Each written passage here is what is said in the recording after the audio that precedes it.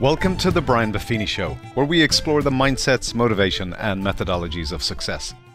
Today's show is our most popular message ever, the power of a made-up mind. We're rebroadcasting this show because of the times we're in and the circumstances we face. One thing is for certain, we need a made-up mind now more than ever. And here's the man to help us get there, your coach, Brian Buffini.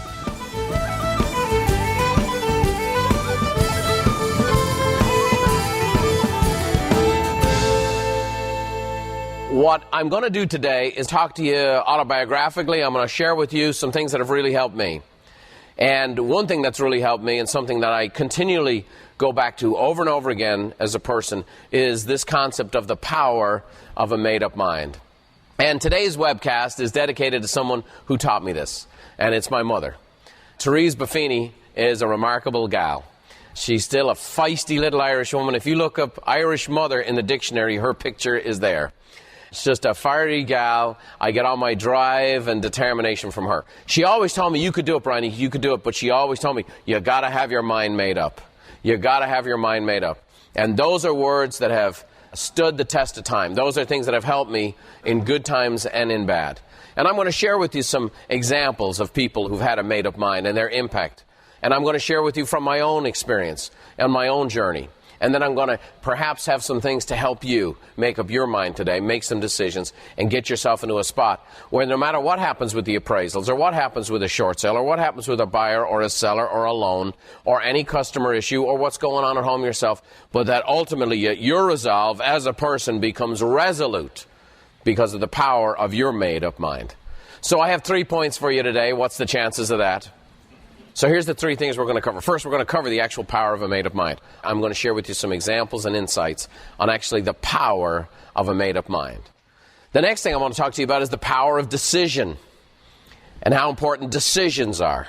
Once your mind is made up, you make a decision. These become the choices that we anchor. And then third, I want to talk to you about it's your time. It's your time. So let's talk about it right now, the power of a made-up mind. Okay? There are some great benefits to this. There is nothing like the resolve that comes when someone goes, I know what I want, I know why I want it, and I know what I'm going to do. I've just made up my mind. Because here's the first thing that happens with the made-up mind, is here's the first way you know your mind is made up. You never give up. You never give up. You never give up. The fact of the matter is, never giving up. Now, I want to give you a context on this. Inside all books of success and all stories of victories, there are chapters of failure. I'm going to share with you some of my own today. But what I will tell you is, even though you may try, and you might stop for a while, or you get frustrated for a while, or you become, maybe you've been trying to lose weight or get healthy or fix a serious health issue, or your finances, or your business, or a marriage, or with kids, or whatever you're dealing with, and you might have periods where you try, and then you kind of give up. But in your mind is made up. When your mind is made up, you never, ever give up. Because your mind's made up. If you're giving up, it means your mind's not made up. End of story. If you're giving up, your mind has not been completely made up. Because a human being with their mind made up is a force of nature in this world. And it doesn't matter who you are or what your circumstances are. The power of a made-up mind means you never give up. The next thing is, with the power of a made-up mind, you become more resolute. You become more resolute. Interesting, for many years in the White House, the president sat behind what was called a resolute desk. Resolute, that's something you resolve. It's the power of a made-up mind that then goes into action. I'm resolved to do something. I got a great chance to witness this firsthand here a number of years ago. For those of you who've been on our program many years, this will be very familiar to you. Those of you who are newer, you might not know who these guys are. But I want to talk to you about Dick and Ricky Hoyt.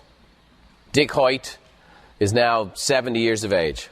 He has a son, Ricky Hoyt, who was born a spastic quadriplegic. He can't walk, he can't talk, he can't use his arms, he can't use his legs. But it turned out this little boy, born in Boston, was a very competitive little soul. When he was about 12 years of age, Tufts University built the first ever computer so that someone with head and eye movements could tap out a message on a computer. And then the computer would use an auditory mechanism to speak the words he typed with his eyes. So every single day of this boy's life, he's cared for by his mom and dad. They've met his every physical need. They've loved him. They've washed him. They've taken care of him. And they were all amazed at what were his first words going to be. Thank you, Mom. Thank you, Dad. Thank you, the professors at Tufts University. Well, he lived in Boston. At the time, the Boston Bruins were in the Stanley Cup Finals. And his first words to the outside world were, "Go Bruins." He was a competitive little guy. And they saw this. And then a couple of years later, there was a walk-a-thon, jog-a-thon to raise money for people in his condition. So Dad is a military man, his big iron wheelchair, and he's pushing his boy along, and there's people jogging. So he decides to jog. And they're in last place in this jog-a-thon, walk-a-thon, and there's like a couple of 100 yards to go in the race, and Dick Hoyt takes off running full speed. And his son, who can't use his limbs, all of a sudden his arm goes up in the air like this. And then that night when they got home and he typed out a message on the computer, he goes, "Dad, when we passed that other runner, I didn't feel like I was handicapped." And that set in motion their journey. And Dick and Ricky Hoyt have run the Boston Marathon 29 times. By the way, you got to run the Boston Marathon in under 3 hours to qualify. Okay? You got to haul.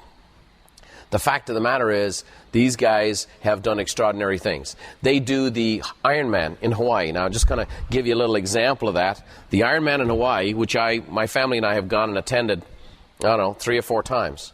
You start off by doing a swim in the ocean, and you swim 2.4 miles. So Dick Hoyt puts a harness on his back, puts his adult son, who weighs a little over 100 pounds, into this raft, and swims against the ocean current, pulling his son via straps in this dinghy.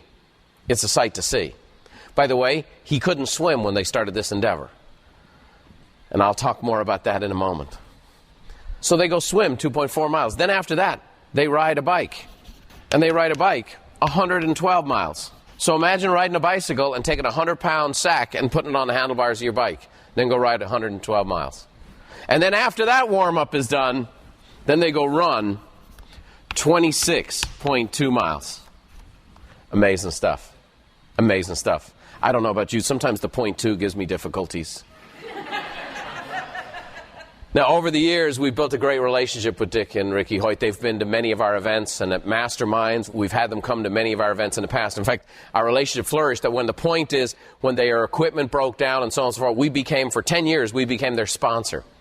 And so all of their equipment, you'll see this little logo here, "It's a Good Life," okay, and that was on their wheels. Because we didn't want our name and brand, we weren't marketing our company, we wanted them to be the Good Life ambassadors. So we funded them for many, many years so they could be Good Life ambassadors in the marketplace. And just like I do these webcasts now, these webcasts originated with me doing conference calls. And they became webinars, and now it's webcasts. And I did one every month, and I've done one every month for over 17 years now. And I've interviewed lots of people, and they've been interesting characters. But the strangest interview I ever did was of Dick Hoyt. Here's this remarkable guy. Here's the guy I've built this great relationship. Here's this admirable father who does this for the love of his son. Here's this great team together. They've been at all of our events. And I'm doing this interview. And every time I would ask him the question, I go, "Dick, how do you do something like this?" And his answer to me was, "Well, I just made up my mind." Okay.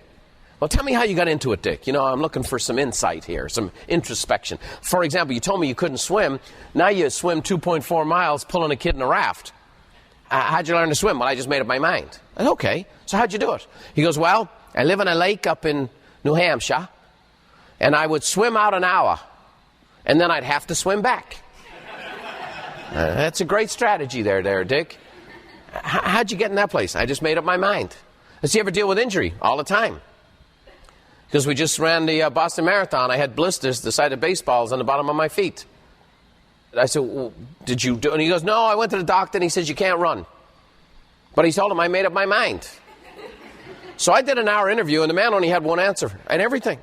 I just made up my mind. I made up my mind. I made up my mind. I'm like, God, this has got to be tough to listen to. It wasn't very insightful. It wasn't very introspective, but it was very impactful. Because I learned a lot that day. I thought I knew about the power of the made-up mind until I interviewed Dick Hoyt. He shared with me a couple of interesting facts. He goes, "Brian, just so you know how it works." He goes, I'm going to go do a training run. Even though I've done all these great things and achieved all these things, he goes, let's say I'm going to run 8 miles. Once that's in my mind, he says, sometimes I'm feeling good and whatever else, and I decide I'm going to go a little further. Maybe I'll go for 10. He goes, once I have it in my mind that I'm going to do 8, it's almost impossible to do 10. He said, now if it's in my head and I know ahead of time I'm going to do 12 miles, it's easy to do 12 miles. But he says, if it's in my mind to do 8, that's all I can do. You know what? That's not unique to him. You've had this experience. And so what happens is the power of a made-up mind. They say human beings tap into about 10% of their brain. I happen to believe that human beings are made in the image of God. I think we have remarkable capacities that we don't tap into. I believe we're capable of so much more. So many people are at the level of survival in their life, survival in their marriages, survival in their health, survival in their finances, survival in their business. And I just believe that human beings, by their very nature of their design, are capable of so much more. We built an entire company to bring that out of people. That's what we do, impact and improve the lives of people. That whole company here, Buffini Company, that's all we do is pull that stuff out of people. And here's what they were making, and here's what they're making. Now, yeah, we have a cool little system, and yeah, we have all these things, but at the end of the day, we're tapping into what's already there. Let me share with you, when you have your mind made up, you don't give up. You become more resolute. Here's the next thing. The third thing is you focus on your wins. You focus on your wins. You focus on your wins. You become more focused on your achievement than what you're not doing. And I'm going to tell you, this is hard for me and this is hard for everybody. But you will become more focused on your wins and less focused on your losses. As human beings, it's funny, if you have kids, anyone who has kids, how many times they need to hear a bad word to pick it up? One time. How many times they need to hear please and thank you? 1,000,000. I had a conversation with a guy in college this morning. I was helping him with that. Okay? My oldest boy. So the point is, you never quit that stuff. You never stop that stuff. When people see the Liberty Bell, all they see is the crack. They don't see the bell. So when you have a made-up mind, you focus on your wins. Why? Because those are the reinforcement for what you made up your mind to. You made up your mind and you get a win, a small win of any sort. It's a reinforcement. Next, you attract like-minded people. When you have your mind made up, you see other people with their mind made up, and you get to recognize one another. You see those same qualities in other people. You'll develop friendships with people. You'll deepen relationships with people. It takes one to know one. Have you guys ever heard that phrase? Well, let me share with you. When you have your mind made up and you're a man or a woman on a mission, you'll recognize other men and other women on a mission. Powerful stuff. Here it is. You ready for this one? The fifth part of this whole power of a made-up mind is you get to become a winner. That's right. A winner. In life, there are winners and there are losers. That is a fact of life. That's a politically incorrect statement in our world today. No, everybody wins. Everybody wins. Is that right? Does everybody win? Is everybody doing well financially? Everybody healthy? Everybody got a great marriage? Everybody got great kids? Everybody got No, that's not happening. A winner is someone who wins. Now, does that mean you win all the time? It means you win more often than you lose. That's the power of a made-up mind. You want to be a winner, you got to have your mind made up. What are you going to make your mind up about? I'm going to tell you that there are ripple effects. When a person has their mind made up, it has powerful effects, not only on their life, not only on their family and loved ones, but it has many, many ripple effects beyond what they ever imagined. I'm going to share with you a simple story of a simple guy. His name is Gunnery Sergeant Carlos Hathcock. Now, we're based in San Diego. San Diego's a military town. We have big Navy presence here. We have a huge Marine Corps base here in Camp Pendleton and the MCRD down in San Diego. And we let a few Army guys come in once in a while. And we even have some Coast Guard guys, and then the Air Force guys come in and touch down. But we really have a big military base here, and we do a lot of things to support military families. Well, Gunnery Sergeant Carlos Hathcock was the most decorated man in the Vietnam War. He was the Marine Corps' #1 sniper. And he was constantly in harm's way. He was constantly putting his life at risk. And he could take someone out up to 2,000 yards away in high winds. He had completed 4 tours of duty and had constantly put himself in harm's way. And his bags are packed, he's ready to go home, he's done his service, he has a chest full of medals, he's ready to go home and see his family, and he gets a call from the highest level. The general calls him up. This was at the end of the Vietnam War. And an army is most at risk when it's redeploying or leaving the field. And at this stage, America was planning to remove the vast majority of its troops from the theater. So they were going to be most at risk. The Viet Cong's #1 general, the guy who had inflicted the most damage on American troops, was planning an offensive on the American forces that were redeploying and coming back home. So they called him in and said, we believe that the mission we have for you is going to save perhaps tens of thousands of GIs' lives. Any other person goes and does this, it's a suicide mission. You might have a chance of survival. It's very small, but you might have a chance. So the mission looked like this. We're going to drop you in at night behind enemy lines. We've scouted out and we know that this general, there's a 2,500-yard field that you're going to have to crawl through. We reckon it's going to take you 3 days. And at the end of that 3 days, you then are going to have to take another day to position yourself for a shot. And then every morning, this general comes out and he does this kind of Tai Chi type exercise every morning. You're going to have to kill him. And if you kill him, it will take them so long to reassemble and put their leadership in place that we can move a bunch of our people without them getting killed by that army. And we hope to be able to get you out. We reckon it's going to take you 4 to 5 hours to get back out of that brush. And then you're going to launch a balloon and a plane's going to come and snap you out of the air. That's how you're going to get home. And oh, by the way, there's a team of their snipers in position in that area in case we send a sniper. Other than that, no problem. So Gunnery Sergeant Carlos Hathcock gets dropped in behind enemy lines. In a 2,500-yard distance he has to travel. He crawls on his belly in full camo. There's snipers looking for him. So he's moving incrementally. Slower than a snail is how he described it.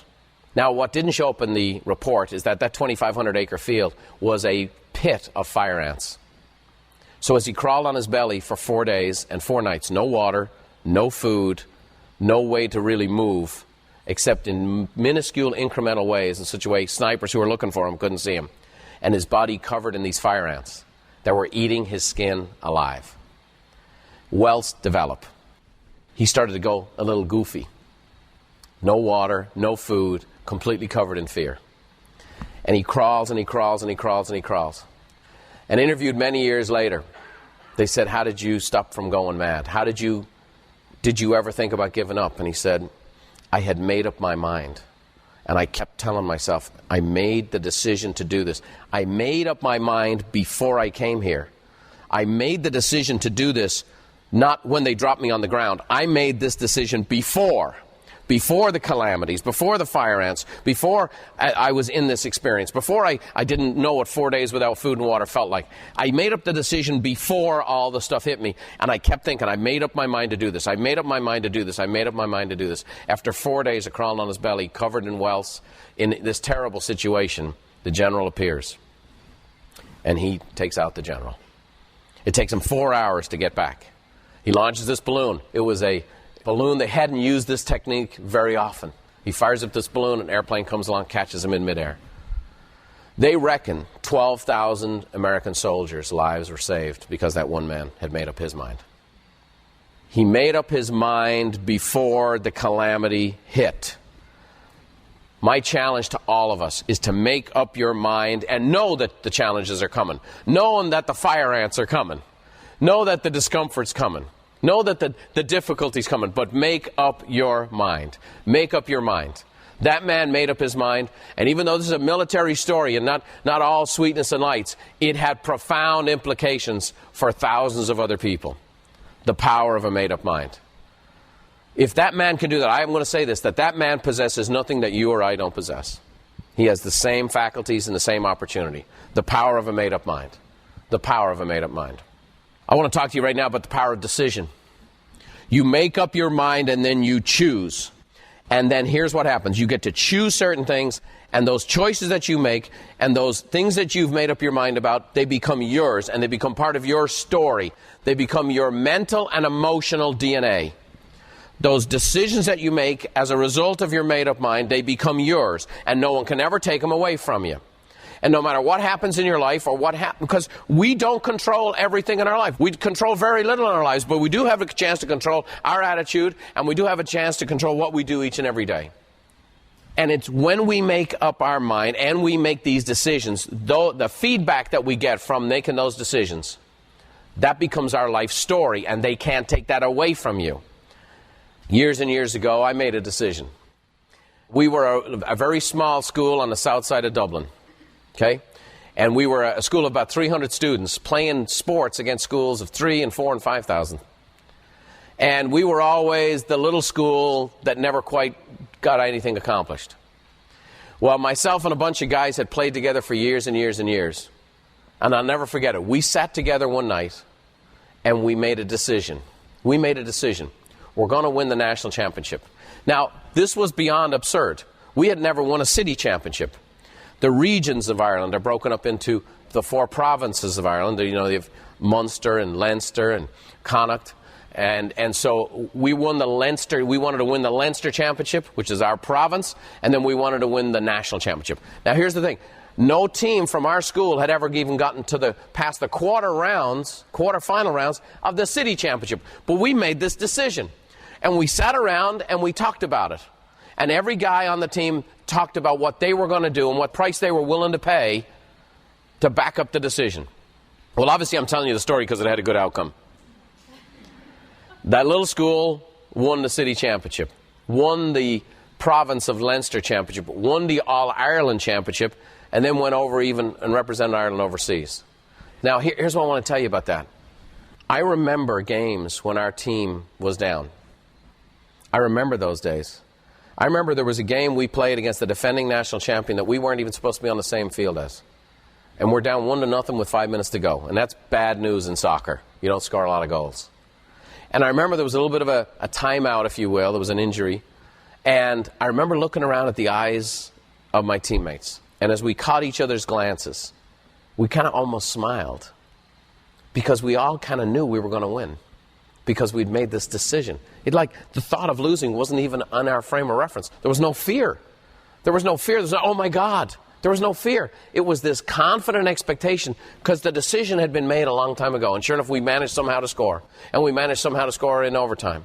And then we win the next one, and then win the next one, and then go win the regionals, and then win the nationals, and on we go. And that happened 2 years in a row, this little school. What's interesting about that little school, that school had never won a championship of any kind, and they just did a big reunion, and all the guys got together, and they've won 6 championships in the next 25 years. After never winning one. Because the kids that came after us said, those characters can do it, I can do it. Does that make sense?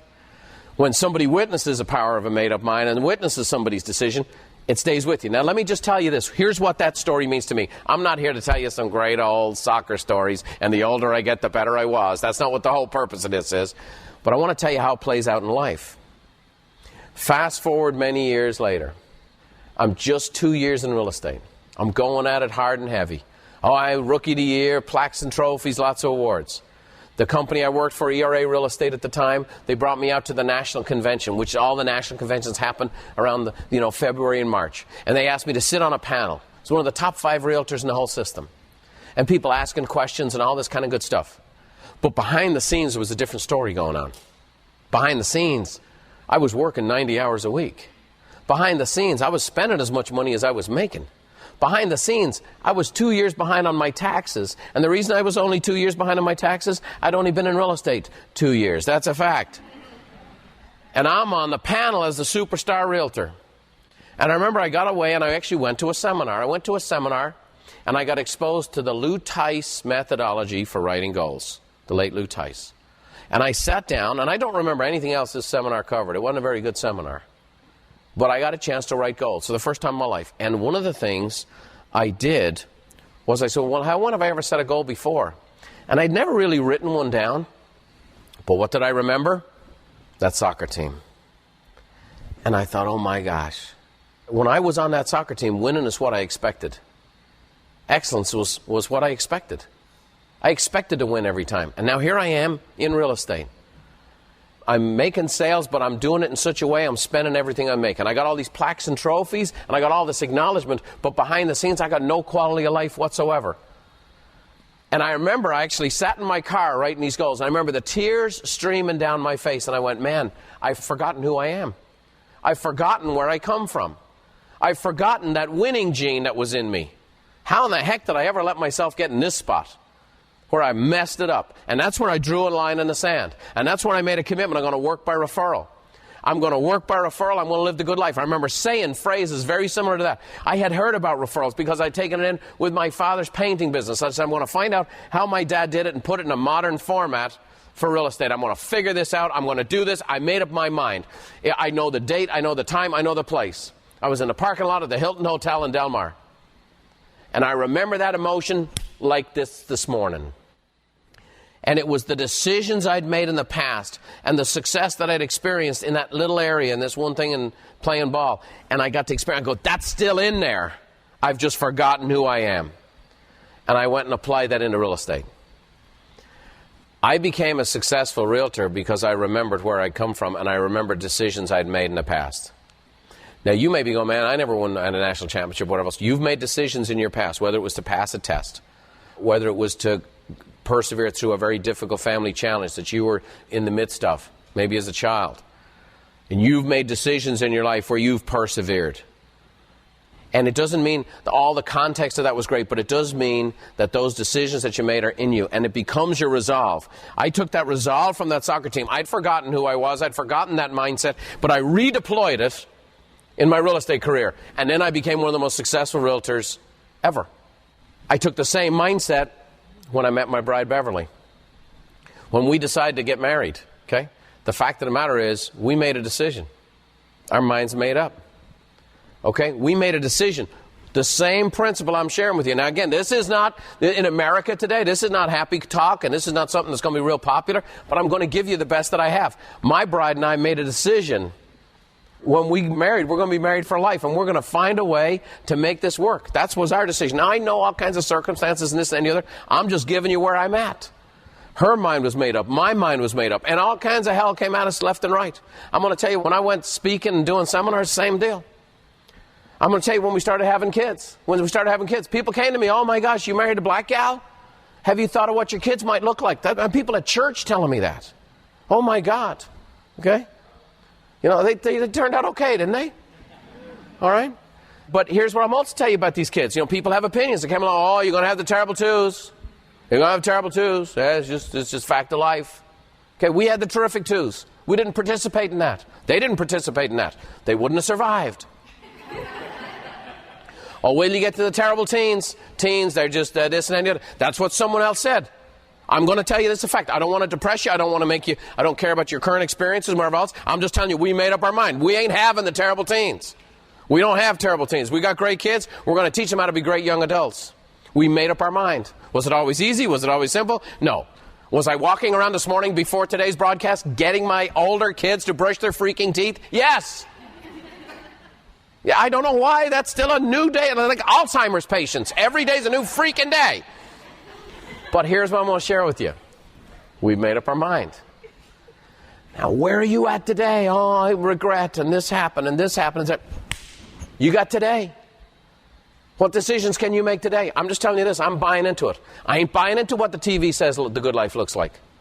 The TV doesn't have a lot of options on this. Have you checked it out? Watch reality TV. Isn't that really good stuff?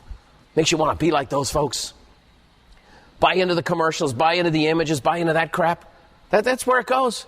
You got to make up your mind. What does a good life look like for you? Let me tell you, you're going to come up against opposition. You get certain feelings in your heart and things that you are rooted, and you go and you get some feedback. And I'm a guy who will always listen to dissenting voices, but at the end of the day, I will always go with my gut. I've learned to get a lot of feedback, but I've become more committed to my gut than ever before. So guess what? I've become a very successful realtor. I get asked by different speakers and by different companies to come out and share my stories. I shared my story. Next thing you know, I tell a few yarns, and I tell a few examples, and I tell a few client stories, and there'd be people standing in the line to talk to me for an hour.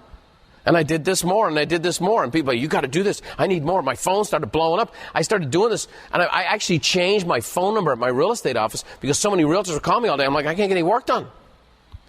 And then I finally decided to go, I'm going to go build this company. It was initially called Providence Systems. And we're going to go train and teach people this very little cool system that had helped change my business. Now, I'm going to tell you, I took all kinds of flack. I took my dad. My dad's like, what are you doing? You don't know about speaking. What are you doing? You're a realtor. You're making money. You made more money than anyone in the family ever has. What are you doing? You're going to be traveling all over. You're going to lose your family. I had a good friend of mine who was a pastor of the church. He goes, this is going to destroy your life. It's going to destroy you. And it's going to do this and it's going to do that. Now, I got feedback and I got good input. And I said, well, why is that the case? And why do you think that's the case? And I put some steps in place. So even from the negative feedback, I got some lessons. But I had my mind made up. I knew what I was going to do. One of the guys said to me, every speaker I know, and again, this is a generalization, he goes, all these speakers, they have 3 and 4 and 5 wives. They've lost this, they're this and that. They're carrying on with women in all the cities and this and that and the other. So I said, great. All right, so if that's an issue, here's what I want to do. For the first 6 years of Buffini Company, I shared a room with my brother. For the love of Mary, I hadn't shared a room with my brother in 20 years. It really sucked. But I had my mind made up. And I went out and I started this business. And I started with a lot of opposition. But I had my mind made up. And what happened with a made-up mind? You know what? I was a man on a mission, and people saw it. And the first seminar I did up in Orange County, there was 60 people at it. Okay? And you know, just like, boom, I just kept sharing it. And it was like 1 or 2 people were interested, and that was it. And I went up to Seattle, and there were supposed to be 800 people. And it wasn't quite 800. It was 32 people. And one lady walked up to me. Her name was Jeannie Vance, and she said, hey, I'm a seminar junkie. Whatever you're selling today, I'm buying. And at the end of 4 hours of presenting, she was the only person who bought. I shouldn't have even talked. But here's what happened. That lady, her life changed. He was in our coaching program for 15 years. She sold her business in Seattle and moved to Hawaii, her life's dream. The fact of the matter is, I had a made-up mind. I didn't care if there was 30 people. I didn't care if there was 800 people. I didn't care if there was 1 person. I had my mind made up. So what happened? Okay, everybody wants to get to heaven. No one wants to die to get there. Over the course of the next dozen years or so, Buffini Company rode a success rate of 49% a year on average. Grew like this. Almost 400 employees. 1 out of every 8 homes in the United States was sold through people we worked with. Okay? And so we moved into our headquarters.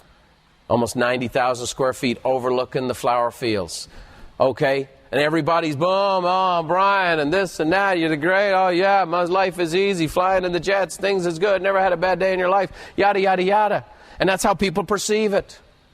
And then we managed the largest coaching and training company of any kind, specializing in real estate and lending. Next thing you know, the real estate and lending business had some issues. Did you guys notice that? Did you ever hear about this?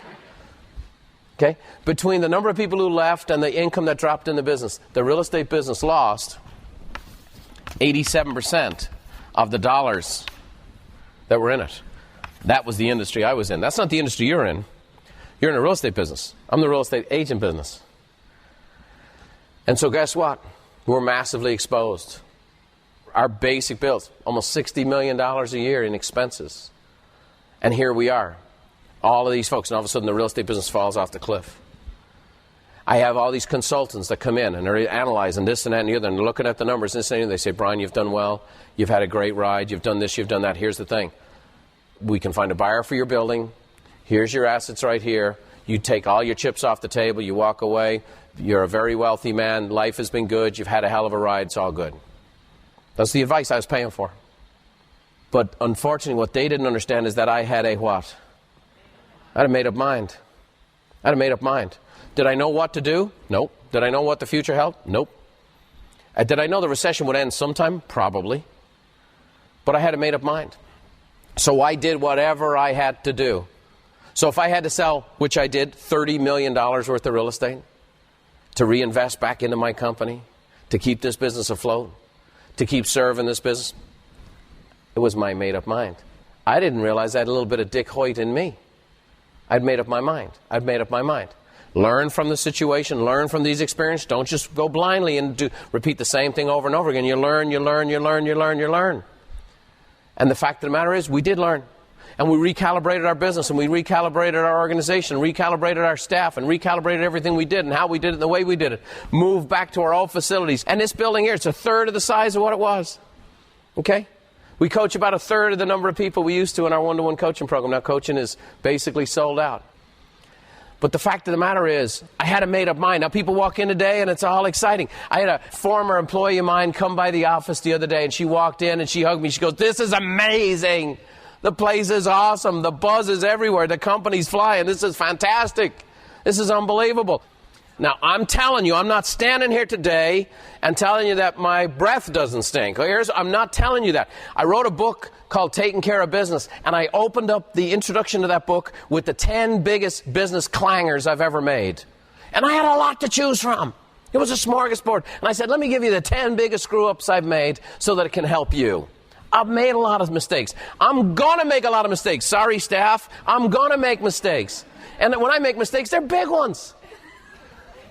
But I'm going to tell you, I have a made-up mind. I know who I am. I know where I've come from. I know where I'm going. That's a gift I'd like to give all of you. You know what comes with it? Resolve. You know what comes with it? Peace. And when the bombs are flying and everybody's going around you and everybody's looking for the exit signs, it gives you peace. Was it pleasant? No. Did I handle everything perfectly? No. Everybody wants to get to heaven. No one wants to die to get there. We had to persevere. When our competition disappeared, we persevered. When people who stopped serving the real estate community, we kept serving. When people stopped coaching, all 27 companies all wanted to do coaching because we made it look attractive. And out of 27, 26 of them are gone. We kept coaching. And our coaches kept coaching. And now we get to go and do it. And oh, by the way, we hired back 25 of the people we let go. But the fact of the matter is, it all has to do with the power of a made-up mind. I don't stand here today as the perfect man or the perfect husband or the perfect father. God help me, that's not the case. The third major point I have for you today is that it's your time. It's your time. It's your time. Here's a question I want you to write down. Here's a question I want you to think about. Here's what I want you to do in the quietness of your own heart. I hope this will impact your sleep. I hope it'll impact your shower time. I hope it'll impact if you go for a walk or a run or a jog or whatever you do. And I hope this question starts to resonate in your mind so that it will ultimately show up in something you'll write down. Here's your first question for you. When have you made up your mind? When have you made up your mind? When in your life have you made up your mind? I want you to think about that. I want you to think about what benefits have come from that. How did that help you? When have you made up your mind in your life? There was a book called Man's Search for Meaning, which I highly recommend. It's a deep read, it's a difficult read, it's a profound read by Viktor Frankl. Viktor Frankl was a psychologist, and he was in a concentration camp, a Jewish concentration camp, under the Nazis. My mother says, everywhere you go, there you are. Well, Viktor Frankl, even though he's in this Jewish work camp, he understands he's still a psychologist. And he would notice this pattern over and over again. And these trains would pull up, and the doors would open, like the cattle. And new prisoners would be brought into the camp. Now, some of these prisoners had been incarcerated for a number of years, and some of them had just been picked off the streets. And some of these people they're not fed, they're not taken care of, they were emaciated. Walking cadavers, he referred to them as. And they'd been in camps for 3 and 4 years. And some of these people had been picked up for 90 days ago, they were healthy, walking on the street. And he noticed over and over and over again over the years that the person who got off the train, emaciated and looked like they weren't going to last a weekend, the vast majority of the time outlasted the healthy person who was just picked up that day. And he kept seeing it over and over and over again and over and over and over again and over and over and over again. So he started interviewing these people. He goes, how are you surviving? How are you making it? How are you doing it? And in every case, the person had a why. A why.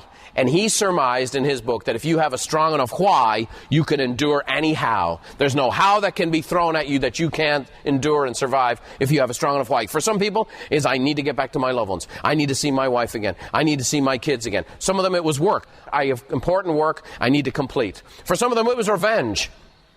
I'm going to get that SOB that put me in here. The fact of the matter is, the folks that had the strong why could endure anything that was thrown at them. When have you made a decision in your past and how has it benefited you? Now here's the big homework assignment. What decisions do you need to make now? What decisions do you need to make now? What decisions do you need to make now in your life? Where do you need to make up your mind today, this very hour? What decisions do you need to make? Where do you need to make up your mind? And I'm talking about deep-rooted. I'm talking about drive the stake in the ground stuff. I'm talking about principle-based stuff that's aligned with your values and who you are and where you've come from and what the desires of your heart are, where you want to go, what decisions need to be made. I challenge everyone in this audience to do a little analysis. Be somewhat introspective. When have you made up your mind in the past and what were the benefits of it? And then what decisions need to be made today? Maybe they're small decisions, but it's a decision that needs to be made. Okay? Maybe it's something, okay, I've tried this and I quit, and I tried that and I quit. No, here's what I'm going to do. You know, the same membership I have to the gym that I sometimes go or I don't go. Now today, maybe today's the day. But I'm going to tap into who I've been in the past and what I've achieved in the past and what I've accomplished in the past and when I decided something to persevere, something difficult in the past and not quit. And I want to tap into that version of me. And I'm going to bring that version of me. I'm going to dust that person off. And I'm going to bring them back out here. I'm going to make these decisions. I'm going to go for it. Isn't that what we want? We're not looking for some little magic pill to do it for us. Oh, it'd be nice to do it, but we really don't. What decisions need to be made, what lines drawn in the sand, what commitments. Here's the good news. You're not alone. Here's the good news. I'm not the only one who's made up my mind. I have a whole army of people at Buffini Company who've made up their mind that they're going to do this crazy business. And a whole bunch of these folks have been on this ride with me, who fought through the tough times and fought through the challenging times and fought through the moves and the this and the that and the other things and fought through when their best friend in the world got laid off. Let me just tell you this. I have made up my mind, and I have been blessed in my life as a result of it, but I did not do it by myself, and I do not do it by myself today. You got to lean into the help that's there. And let me just tell you this. When your mind's made up, you're going to have a range of emotions. Yes, there's a power to it that can be very high, but to most parties, you're going to get this quiet confidence and peace. It doesn't mean you won't have doubt. It doesn't mean that other people won't try to shake you off. Let me just tell you this. The more your mind is made up, the more people who don't have their mind made up want to convince you that you don't have yours made up. There'll be more doubters. There'll be more people question than ever before. People are free to dispense advice. They're free. And sometimes it's worth what it's paid for. Your mind's made up and you get that sense of peace and you go, this might not be anyone else's idea of a good time. This might not be anyone else's idea of success. This might not be Brian's idea or my coach's idea of success. We don't care. We're interested in you. What are you making up your mind about? Great stuff, Brian. It's such a solid reminder to be intentional, have our minds made up, and also be determined in our actions. We'll see you next time on The Brian Buffini Show. And in the meantime, here's Brian's mum, Therese, to send us home. May the road rise up to meet you, and may the wind always be at your back. May the rain fall soft upon your fields, and the sun shine warm upon your face. And until we meet again, may God hold you in the hollow of his hand. See you next time.